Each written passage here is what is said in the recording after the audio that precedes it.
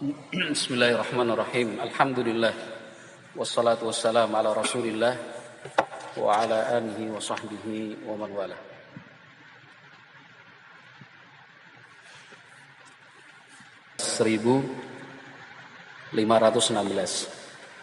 Al-Imam Nawawi rahimahullah dalam Riyadhus Shalihin mengatakan wa an Abi Abdurrahman Bilal ibn al-Harithi al-Muzani radhiyallahu anhu anna Rasulullah sallallahu alaihi wasallam qala. Sahabat Abu Abdurrahman Bilal bin Al-Harith Al-Muzani mendengar Rasulullah sallallahu alaihi wasallam bersabda, "Innar rajula la yatakallamu bil kalimati min ridwanillahi ta'ala ma kana yadhunnu an tablugha ma balagat." Sesungguhnya ada seseorang mengucapkan satu kata yang Allah ridhoi. Dia sendiri tidak pernah menyangka kata-kata itu atau kata tersebut akan mencapai sedemikian tinggi. Yaktubullahu lahu biha ridwanahu ila yaumi yalqah. Allah Subhanahu wa taala mencatat untuknya keridhaan sampai hari kiamat. Wa innar rajula la yatakallamu bil kalimati min sakhatillah ma kana yadhunnu an tablugha ma balagat yaktubullahu lahu biha sakhatahu ila yaumi yalqah. Sebaliknya, sesungguhnya ada orang berbicara dengan satu kata yang membuat Allah murka. Dia sendiri tidak pernah menyangka satu patah kata itu ternyata besar efek dan dampaknya. Allah Subhanahu wa taala mencatat untuknya kemurkaan sampai hari kiamat. Rawahu Malikun fil Muwatta, hadis riwayat Malik dalam Al-Muwatta, wa Tirmidzi dan juga Imam Tirmidzi rahimahullahu taala. Hadis ini mudah untuk difahami, masih terkait dengan keharusan untuk kita menjaga lisan, hati-hati memilih kata. Jangan asal berbicara, tidak boleh sembarangan membuang omongan, karena apapun yang kita ucapkan, semua yang kita bicarakan ada perhitungannya bagi Allah Subhanahu wa taala. Kalau yang kita bicarakan itu baik, Allah ridhoi. Sebaliknya, Allah akan murka apabila yang kita bicarakan itu sesuatu yang jelek. Masih sama dengan hadis-hadis yang sebelumnya yang sudah pernah kita baca, perhitungannya bahkan sampai tiap kata yang kita ucapkan. Bukan hanya pembicaraan yang panjang, tapi setiap kata yang kita ucapkan itu ada perhitungannya bagi Allah Subhanahu wa taala. Sehingga singkat cerita, kita harus betul-betul selektif dan ketat ketika kita akan berbicara. Jangan asal berbicara. Kalau kita tidak tahu artinya, ya nggak usah ikut-ikutan bicara. Apalagi kalau kita sudah paham dan mengerti bahwa yang kita ucapkan itu jelek, ya tahan-tahanlah, jangan dilepas. Qala rahimahullahu taala wa an Sufyan ibni Abdillah radhiyallahu anhu, sahabat Sufyan bin Abdillah pernah bertanya, "Ya Rasulullah, hadithni bi amrin a'tasimu bihi." Wahai Rasulullah, tolong berikan pesan untukku, akan aku pegang teguh pesan tersebut. Qala, Nabi Muhammad sallallahu alaihi wasallam berpesan, "Qul rabbiyallah tsumma istaqim." Pesan dari Nabi alaihi salatu wasallam adalah nyatakan dengan penuh keyakinan bahwa Allah adalah Tuhanku. Tsumma istaqim, kemudian istiqomah, pegang teguh itu. Ya, karena bukan cuma sekedar Rabbi Allah, Tuhanku Allah.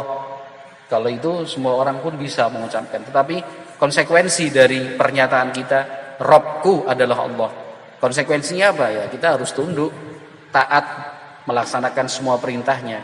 Yang Allah larang ya kita tinggalkan sejauh-jauhnya. Itu konsekuensi ketika kita mengatakan Rabbi Allah. Rabbku adalah Allah Subhanahu wa taala.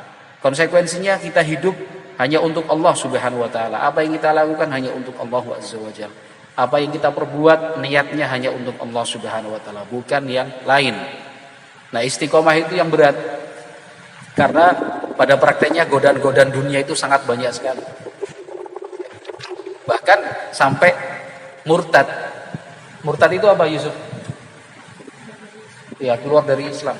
Contohnya orang murtad apa, Fauzan? Pelaksanaan sholat? Orang murtad contohnya apa? Ya. Orang murtad orang Islam yang keluar dari agama Islam. Dia masuk ke agama yang lain. Sebabnya apa? Rata-rata uang. Ya. Yang disasar siapa? Orang-orang miskin, yang hidupnya susah, orang-orang gunung, orang kampung, yang tidak tinggi pendidikannya. Ya. Tiap hari dikasih makanan, tiap minggu dikirim hadiah, anak-anaknya disekolahkan gratis, dibangun rumah sakit yang dirawat di situ tidak perlu biaya. Akhirnya lama-kelamaan diajak masuk Kristen bisa. Saya pernah ke Kalimantan Utara, ke daerah Malinau namanya. Di perbatasan antara Indonesia dan Malaysia, itu orang-orang Kristen, misionaris namanya. Bantuan dari luar negeri. Mereka di daerah perbatasan, jadi orang kampung jauh sekali dari kota. Orang-orang gunung, orang-orang hutan lah. Orang Indonesia. Itu pihak misionaris Zending itu yang misionaris, para penginjil namanya. Para penginjil itu orang-orang yang mengkristenkan. Kalau di Indonesia itu kan penjajahan dulu kan ada dua agama, Kristen sama Katolik. Kalau Belanda dia Kristen Protestan.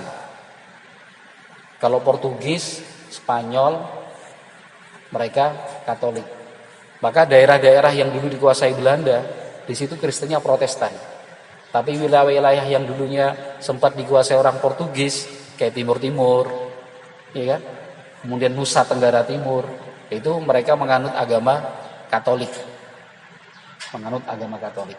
Nah, kalau Belanda itu ikutnya Kristen apa? Protestan. Dan mereka yang paling banyak, makanya di Indonesia banyak Kristen Protestan yang bawa Belanda. Ya, misalkan di Ambon juga Kristennya Kristen Protestan, bukan Katolik. Kristen Protestan itu Kristen yang menyempal dari Kristen Ortodoks. Zaman dulu Kristen itu Kristen Ortodoks, terus ada namanya pendeta dari Jerman, Martin Luther itu. Dia protes kepada pihak gereja, banyak hal yang dia kritik, akhirnya dia mendirikan Kristen sendiri. Nah, itu salah satu negara yang mendukung adalah Belanda.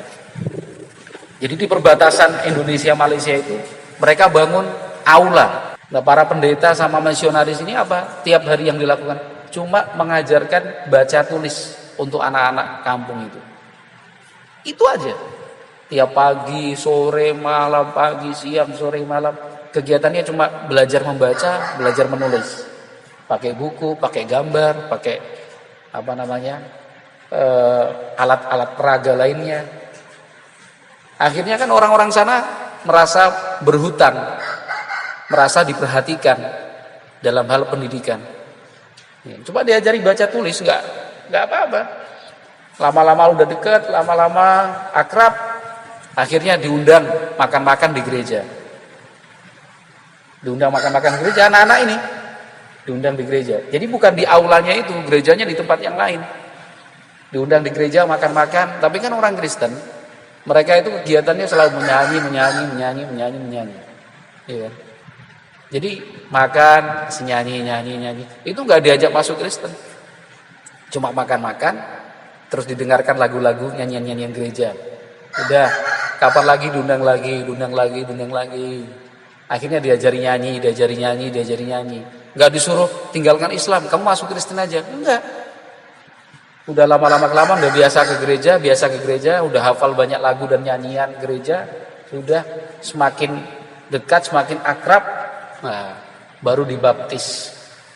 Dibaptis itu acara atau upacara untuk mengkristenkan seseorang, ya kan? Seseorang dikristenkan, seret, begitu.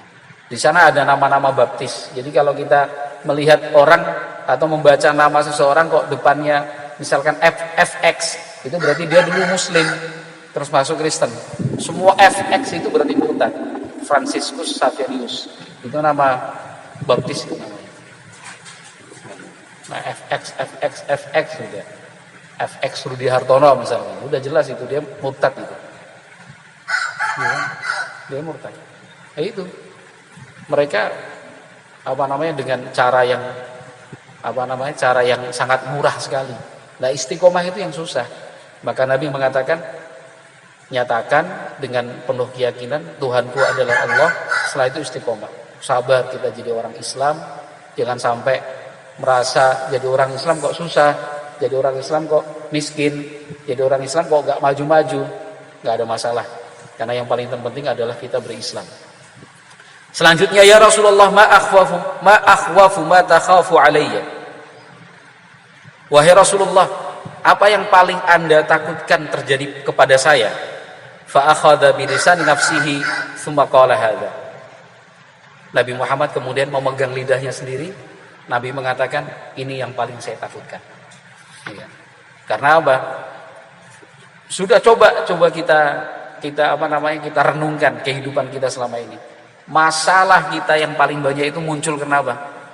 Karena mulut yang nggak bisa dijaga. Kita bercanda, kita guyon, masuk di hati, ya kan? Ini terbawa sampai berhari-hari. Akhirnya kita saling tidak bicara, saling mendiamkan, ya kan? Mau dijadiin satu dalam tim piket massa, nggak mau kalau ada dia. Dijadikan satu dengan tim kebersihan sama-sama piket, nggak mau sama dia, cari yang lain, ya kan? Akhirnya pindah kamar, harusnya kamar satu, dia pindah kamar dua pindah kamar satu, karena nggak pengen satu kamar. Ada nggak seperti itu di sini? Nggak ada lah. Hah? Nggak ada kan? Jangan sampai ada seperti itu. Nggak baik. Dari sekarang kita masih kecil, masih anak-anak, katakan masih seorang pemuda, biasakan seperti itu. Jangan sampai kita rugi sendiri. Kalau kita sakit hati sama orang lain, itu yang rugi siapa? Orang lain apa kita? Ya kita sendiri. Akhirnya hidup itu sempit. Jadi mumpung kita masih muda, dilatih untuk tidak terlalu lama menyimpan benci, jangan mendendam. Ya selesailah. Dan selesai betul-betul, jangan cuma selesai di permukaan tapi di dalam menyimpan. Kata orang Ambonnya menyimpang ya. Apa? Orang Ambon bilang apa? Kalau menyimpan dendam itu apa? Ya, menyimpan. Imam Syafi'i yang bilang itu, 1000 teman masih kurang, 1 musuh sudah banyak. Iya, 1000 teman itu kita masih kurang. Musuh 1 itu udah banyak. Kalau musuh kita 2, 3, 4, 5, buat apa juga, udah harus latihan. Misalkan main-main terus terbawa serius. Main bola, ya biasalah orang main bola itu saking senangnya dia kasih gol, ya kan, terus dia ada agak mengejek itu tuh udah biasa kayak gitu, nggak usah dimasukkan dalam hati, ya kan.